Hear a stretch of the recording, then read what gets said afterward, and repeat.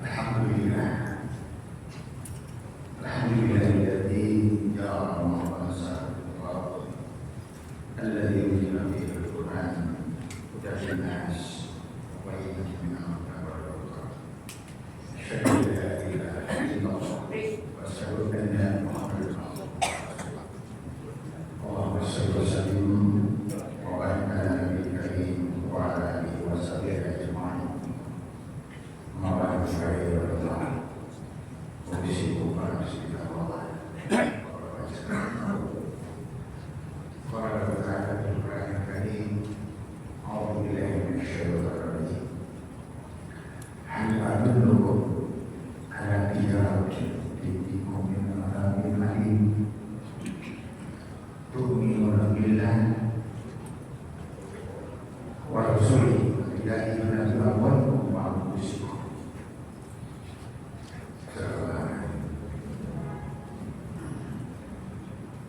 Masyaallah muslimin wa muslimat rahimahumullah. Bersyukur kita kepada Allah atas segala limpahan dan kami. Alhamdulillah Allah hari ini masih memberikan nikmat yang sangat banyak. Nikmat umur sehingga kita dipertemukan dengan hari yang ke-27 bulan Ramadan ini. Hari yang bukannya bulan ini hari Abil, tapi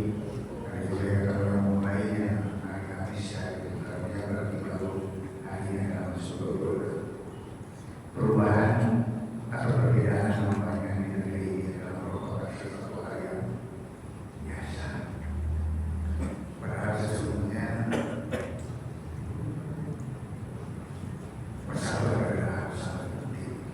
Kalau kita kembali ke sejarah tahun 1937 yang lalu, di mana pada waktu itu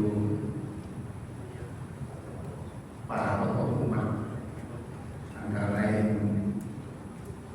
Kiai Mas Mansur dari Muhammadiyah dan kemudian Kiai Abdullah dari NU dan Bapak Profesor Amisno dari Syarikat Islam pada tahun 1937 itu mendirikan satu konfederasi organisasi Islam namanya NIAI, Majelis Islam Akhlak Indonesia. Gabungan dari organisasi Islam tujuannya adalah bagaimana memasatukan umat yang pada waktu itu terpecah, umat Islam terpecah persoalan-persoalan furia yang terjadi pada waktu itu antara yang satu suku pakai kurung dan tidak pakai kurung kemudian jadi pecah. Sementara Belanda mengimas-imas dan datangnya ya kalau dia adalah penjaga ya di Belanda. Nah ketika umat Islam pecah pada waktu itu, ya jelas tidak bisa menghadapi penjaga yang demikian. Oleh karena para tokoh itu mengajak umat Islam yang bersatu supaya umat Islam ini kuat bisa menghadapi penjaga. Nah, kemudian 1997 kemudian pada waktu Jepang masuk tahun 1942. Jepang itu rupanya memerlukan dukungan terhadap umat Islam menghadapi sekutu.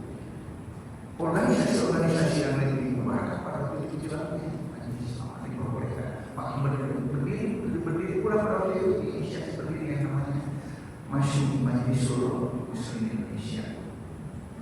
Terus nah, akibat daripada perpecahan itu kemudian kita menjadi dan akibatnya jauh sampai hari ini seandainya saja negara Islam itu bersatu negara Islam itu bersatu, insya Allah orang-orang lain dan negara-negara yang tidak suka pada Islam tidak akan terlalu berani. Karena kita lihat bagaimana di Timur Tengah itu tidak boleh ada negara yang kuat, ada orang yang kuat di sini tidak boleh. Bagaimana menghadapi iman yang dibunuh, bagaimana cara muslim dibunuh, dan sebagainya. Sekarang kemarin kami dibunuh. Kan di Timur Tengah Indonesia orang-orang yang tidak suka, tidak boleh ada negara yang kuat. Alhamdulillah kita bersyukur sekali lagi sampai hari ini kita masih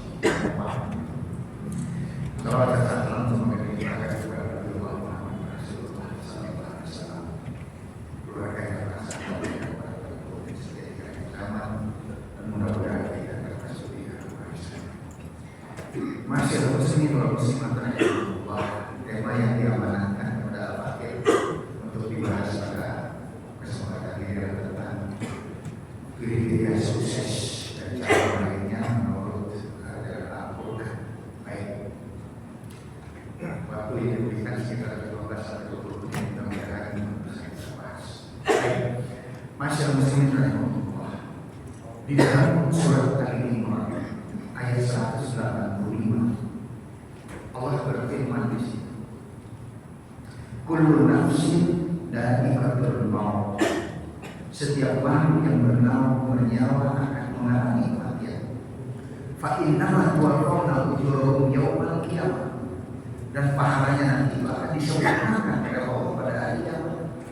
Nah, yang penting di situ adalah berikutnya kalimat berikutnya di ayat itu adalah faman juhjika an-nar wa udkhilal jannah faqad faz. Barang siapa yang dijauhkan dari api neraka, diselamatkan dari api neraka, wa udkhilal jannah, dan dimasukkan ke dalam surga, faqad faz, maka dialah orang yang sukses. Tegas Allah mengatakan di dalam Al-Imran 185 itu. Jadi yang sukses dalam kriteria Allah adalah menurut pandangan Allah adalah orang yang dibebaskan dari api neraka dan dimasukkan ke dalam surga. Itulah orang yang sukses. Nah, sementara kita ini memandang kriteria sukses berdasarkan materi, secara material, secara sosial dan sebagainya. Ketika secara sosial kita melihat orang yang sukses adalah orang yang hartanya banyak, kemudian kedudukannya tinggi, maka dikatakan itu orang yang sukses. Padahal Allah menegaskan bahwa orang yang sukses itu adalah orang siapa yang dibebaskan dari api neraka dan dimasukkan ke dalam surga, dialah orang yang sukses. Nah, kalau begitu, apa yang harus kita lakukan? Langkahnya seperti apa untuk bisa mencapai sukses berdasarkan kriteria Allah, berdasarkan petunjuk Allah tadi? Maka kemudian Allah memberikan petunjuk kepada kita di dalam surat As-Saff.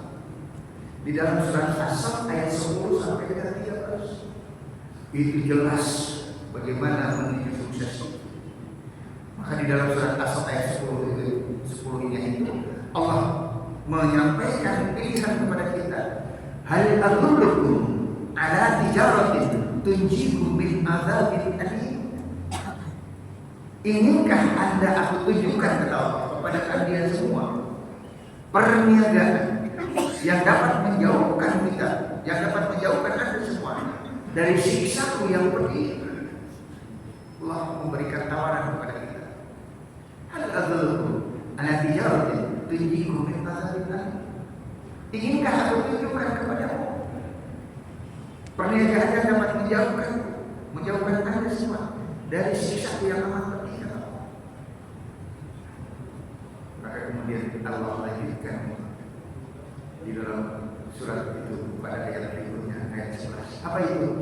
Tu'minuna billahi wa rasulihi wa tujahiduna bi amwalikum wa anfusikum dzalikum khairul lakum in kuntum ta'lamun.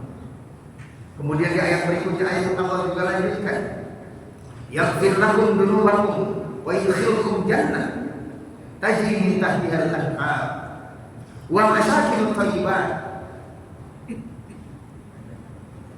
fi jannati adn.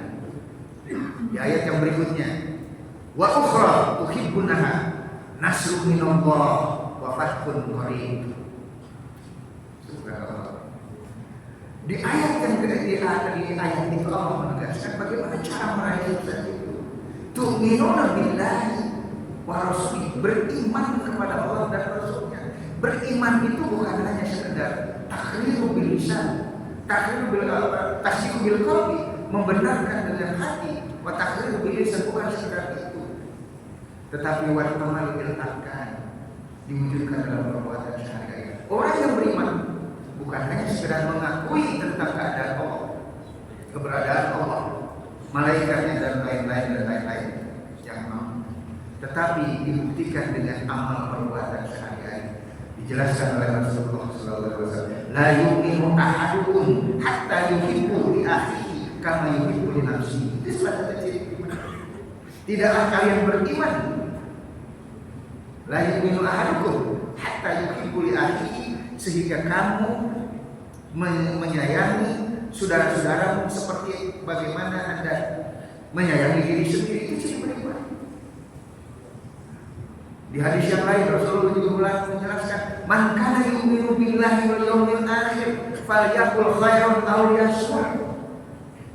Barang siapa yang beriman kepada Allah dan hari akhir, hendaklah dia berkata-kata yang baik, tidak berkata-kata hoax, tidak menyakitkan, tidak membuat fitnah dan sebagainya. Aw liyasmut atau diam. Implementasi. Di hadis yang lain Rasulullah juga menegaskan, man kana yu'minu billahi wal yawmil akhir falyukrim dhaifahu. Barang siapa yang beriman kepada Allah dan hari akhir, maka hendaklah dia menghormati tamunya. Di hadis yang lain Rasulullah juga menjelaskan, man kana yu'minu billahi wal yawmil akhir falyukrim jarahu. Barang siapa yang beriman kepada Allah dan Rasulnya, hendaklah dia menghormati tetangganya. Itu implementasinya. Jadi barang siapa yang ingin dijauhkan dari api neraka, jauhkan dari siksa yang amat pedih, cirinya adalah tu'minuna billah, beriman kepada Allah dan Rasul. Wa tujahiduna bi amwalikum wa anfusikum. Yang kedua adalah bersungguh-sungguh serius bi amwalikum wa anfusikum, dengan harta dan dengan jiwa. Serius, sungguh-sungguh. Seorang pendidik, dia sungguh-sungguh menjadi pendidiknya, mengajarkan ilmu kepada murid-muridnya, juga ilmu yang datang dari Allah Subhanahu wa Ta'ala, tidak hanya yang ilmu yang datang dari mana. Karena sampai hari ini kalau kita pelajari, ada ilmu yang kurang atau yang menjauhkan kita dari Allah Subhanahu wa Ta'ala. Coba perhatikan tentang teori hujan saja. Ilmu yang diajarkan sampai hari ini kita terima tentang teori hujan saja. Hujan adalah bermula dari air menguap menjadi awan. Awan itu kemudian ditiup angin, kemudian menjadi berat, kemudian jatuh menjadi hujan. Sampai di situ pengetahuan kita yang diajarkan tentang teori hujan. Kalau begitu, di mana peran Allah? Padahal Allah mengatakan, "Walladzi anzala minas samaa'i ma'an fa'ahya bihil ardha ba'da mawtiha." Padahal di situ Allah mengatakan bahwa Allah lah yang menurunkan air itu dari langit ke bumi. Sementara ilmu pengetahuan yang kita terima sampai hari ini, teori hujan itu seperti itu. Sama juga tentang teori benda. Sampai hari ini yang kita terima, yang kita ketahui, benda itu ada 3. Benda padat, benda cair, benda gas. Pertanyaannya, yakinkah kita bahwa di masjid ini ada jin yang bersama-sama sholat bersama-sama dengan kita yang tidak nampak lagi kita? Yakinkah kita ada malaikat yang mendampingi kita? Yakinkah bahwa Allah menyaksikan kita? Jin Allah, malaikat dan jin maksudnya kelompok benda mana itu? Benda cair, benda gas, benda padat tidak? Nah ini amanillah, berarti beriman kepada Allah wa Rasulihi. Wa tujahiduna bi amwalikum wa anfusikum, bersungguh-sungguh mengajarkan itu benar. Lalu juga, nah maka Allah melanjutkan di dalam ayat itu, apabila sudah memenuhi kriteria itu, memenuhi upaya-upaya itu, maka Allah akan memberikan 5 balasan kepada orang-orang. Apa balasan 5 balasan itu? Yang pertama adalah yaghfir lakum dzunubakum. Allah akan mengampuni dosa-dosa orang. Allah akan mengampuni dosa yang Anda semua yang memenuhi kriteria tadi. Apalagi di bulan Ramadan ini, di bulan yang terbuka meminta berdoa kepada Allah Subhanahu wa Ta'ala. Dan ada waktu-waktu yang mustajab doa kita dikabulkan oleh Allah Subhanahu wa Ta'ala. Kapan itu? Antara lain adalah saat berbuka puasa. Menjelang berbuka puasa itu doa kita dikabulkan oleh Allah Subhanahu wa Ta'ala. Kesalahan kita pada saat itu kita jalan-jalan kuliner mencari buka, tidak diperlukan untuk berdoa kepada Allah Subhanahu wa Ta'ala. Yaghfir lakum dzunubakum. Bila memenuhi kriteria tadi, maka yang pertama adalah akan diampuni dosanya oleh Allah Subhanahu wa Ta'ala. Yang kedua, balasan dari Allah terhadap orang-orang yang memenuhi kriteria tadi dan bagi orang-orang yang sukses tadi. Kemudian yang kedua adalah wa yudkhilhum jannatin tajri min tahtiha al-anhar. Allah akan memasukkan dia ke dalam surga. Allah akan memasukkan dia ke dalam surga Allah. Tajri min tahtiha al-anhar, di dalam surga itu menurut para mufassir ada yang namanya air sungai yang mengalir. Dan sungainya airnya itu bukan air seperti air kali Pulau Gadung hitam. Nah, tapi menurut para pasien airnya itu adalah air susu yang jernih yang bisa menghilangkan dahaga. Tadi minta dilarang. Kemudian yang ketiga, balasan yang ketiga adalah wa masakinut thayyibat fi jannati adn. Allah akan menempatkan dia di dalam surga ya Allah. Memberikan tempat yang terbaik di surga Aden. Memberikan tempat yang terbaik di surga Aden. Dan di ayat yang berikutnya 113-nya adalah wa ukhra kata Allah, dan yang lainnya tuhibbuna yang pasti ada semua suka. Apa itu? Nasrun minallah wa fathun qarib. Nasrun minallah, pertolongan dari Allah dari segala kesulitan. Wa fathun qarib, dan dibukakan pintu daripada permasalahan-permasalahan yang kita hadapi. Dan itu dialami oleh, kalau kita baca sejarah di zaman Nabi Musa itu luar biasa. Nabi Musa adalah nabi yang paling banyak diceritakan oleh Allah Subhanahu wa taala di dalam Al-Qur'an, dan kisahnya banyak sekali. Nah, terhadap orang yang tadi nasrun minallah wa fathun qarib, orang yang mendapatkan pertolongan Allah dan dibukakan dari kesulitan, itu di dalam di zaman Nabi Musa ada kisah 3 orang pemuda. Kisah 3 orang pemuda yang melakukan perjalanan. Perjalanan itu ternyata jauh dari penginapan, tidak ada penginapan. Hari udah mulai redup mau hujan. Kemudian ketiga pemuda tadi menemukan sebuah gua, maka ketiganya masuklah ke dalam gua. Pada hujan itu lebat tiba, dan kemudian ada batu besar yang menggelinding karena terdorong air menutup pintu gua itu, sehingga ketiga pemuda itu tidak bisa keluar dari gua. Maka kemudian ketiga pemuda tadi berpikir, gimana bisa keluar dari kesulitan ini? Bagaimana bisa keluar dari kesulitan ini? Maka pemuda itu sepakat bahwa tidak ada yang bisa menolong kita dalam kesulitan ini kecuali Allah. Dan salah satu cara kita adalah memohon kepada Allah dengan kebaikan-kebaikan yang pernah kita lakukan. Kita berdoa kepada Allah. Maka ketika pemuda tadi satu persatu berdoa, pemuda pertama, ya Allah, ya Allah, saya adalah setiap hari selalu menyediakan memerah susu untuk ibuku ya Allah. Dan air susu itu tidak pernah saya berikan kepada siapapun kecuali untuk ibu. Dan maksud saya sudah siapkan untuk ibu.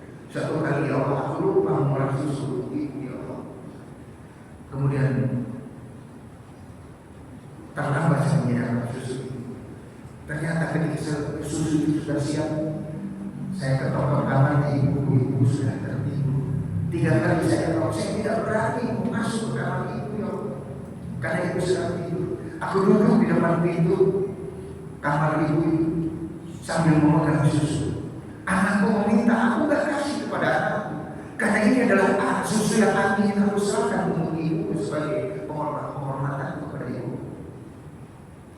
Kemudian baru setelah lama ibu terbangun dan kemudian aku serahkan susu itu kepada ibu. Ibu meminumnya dengan sangat bahagia. Ya Allah, ya Allah, kata sahabat, seandainya sifat hormat tadi saya kepada ibu yang saya tidak berani membuka pintu kamar ibu, dan saya menyiapkan air susu tidak saya berikan kepada yang lain karena dipersiapkan untuk ibu, itu adalah merupakan amal baik. Allah jadikanlah itu sebagai amal baik. Dan tolonglah aku, kalau lain jadikan sebagai amal baik ya Allah, tolonglah aku dari kesulitan yang sedang aku hadapi. Maka kemudian kepada Allah mengabulkan doanya. Batu pun bergeser, tetapi belum bisa keluar, baru cahaya yang masuk. Maka pemuda yang kedua berdoa, ya Allah, ya Allah, saya adalah pemuda anak dari orang kaya, paling kaya di negeri ini ya Allah. Kemudian saya menaksir, menginginkan anak gadis paman saya, tapi dia tidak mau. Suatu ketika kalau Pak Cepik pun tiba, maka keluarga dari sang anak gadis tadi datang kepada saya meminjam uang 150 dinar. Kemudian saya bilang kepada dia, boleh saya berikan uang 150, tapi syaratnya adalah kamu harus mau saya gauli. Tetapi kemudian dia bilang, sang gadis tadi karena sangat sayang terhadap keluarga, dia kok ingin mengorbankan itu, dia terima syarat itu. Tapi ya Allah, dia bilang, ketika saya akan memulai perbuatan masyhur itu, ya Allah, sang gadis tadi mengatakan, kita hanya berdua kecuali disaksikan oleh Allah. Apakah Anda tidak percaya bahwa Allah menyaksikan kita? Mendengar ucapan Allah tadi, dia bilang, maka badan saya bergetar dan saya tidak berani melakukan perbuatan masyhur itu, ya Allah. Aku langsung lagi pakai baju kembali dan kemudian lari dan aku tinggalkan uang 150 dolar, 150 dinar itu pada saat tadi. Gak usah dibayar, ini adalah hadiah. Ya Allah, seandainya rasa takut saya kepadamu sehingga tidak jadi melakukan perbuatan masyhur adalah sebuah amal baik, ya Allah, terima sebagai amal baik dan tolonglah aku dari kesulitan yang sedang dihadapi. Allah pun mengabulkan doanya. Maka kemudian batu itu bergeser, tetapi belum bisa keluar. Maka giliran doa pemuda yang ketiga. Pemuda yang ketiga berdoa, ya Allah, ya Allah, saya adalah seorang pengusaha, saya banyak karyawan, ya Allah. Saya usahakan setiap akhir bulan, setiap awal bulan saya bayarkan upahnya. Tetapi pada waktu itu ada seorang karyawan yang tidak mau membayar upahnya karena dinilai tidak sebanding, upah yang kecil tidak dibayar sebanding dengan perbuatannya. Maka kemudian dia pergi begitu saja, dia tidak mau terima upahnya. Setelah beberapa tahun dia bilang, dia kembali, kemudian dia menagih kepada saya, mau menagih mana upahku yang belum aku terima. Aku tunjukkan kepada dia, di perkebunan di situ ada kambing, ada sapi, di situ upah, ambil semuanya. Sang karyawan tadi dibilang mengatakan, saya jangan main-main, yang saya minta adalah upah itu. Lalu saya bercerita kepada dia bahwa upahmu yang tidak kau ambil itu aku simpan baik-baik, kemudian aku belikan kambing, aku belikan sapi, kemudian aku ternakkan kambing dan sapi itu sehingga menjadi banyak. Itulah upah. Ya Allah, ya Allah, seandainya apa yang aku lakukan itu sifat amanahku kepada sang karyawan tadi yang tidak mau menerima upah, itu adalah sebagai amal baik, ya Allah, terimalah sebagai amal baik. Tolonglah aku dari kesulitan yang sedang dihadapi. Maka kemudian Allah mengabulkan doanya, maka kemudian batu itu menggelitik, maka terbukalah dia dan buah itu terbuka, maka mereka pun bisa keluar. Inilah salah satu contoh bahwa nasrun minallah wa fathun qarib yang diyakini berdasarkan pada keimanan kepada Allah Subhanahu wa taala yang diimplementasikan dalam kehidupan sehari-hari. Yang mudah-mudahan ini bisa dan kita bangga dulu ketika beberapa waktu yang lalu ada seorang pejabat di negeri ini yang mengatakan, bagi saya sukses itu adalah mati masuk surga. Luar biasa. Ada itu seorang pejabat menteri waktu itu, dia mengatakan seperti itu. Bagi saya sukses itu adalah mati masuk surga. Artinya dia sudah memahami surat Al-Imran ayat 185 dan kemudian surat As-Saff ayat 10 sampai dengan ayat 13. Mudah-mudahan kita bisa mencontoh ayat-ayat itu dan bisa menerapkannya dalam kehidupan sehari-hari, dan Allah selalu memberikan kepada kita 5 balasan. Yang pertama adalah kita diampuni dosanya bila waktu. Yang kedua adalah wa'idul jannah, kemudian kita dimasukkan ke dalam surga Allah. Kemudian ketiga adalah wa masakin thayyibah, dan kemudian kita nanti diberi tempat yang terbaik di akhirat di surga ada nanti. Kemudian yang keempatnya adalah nasr minallah, pertolongan dari Allah, wa fathun qarib, dan yang kelima adalah kita dibukakan dari segala kesulitan yang sedang kita hadapi. Subhanakallahumma wa bihamdika asyhadu an la ilaha illa anta astaghfiruka wa atubu ilaik. Wassalamualaikum warahmatullahi wabarakatuh.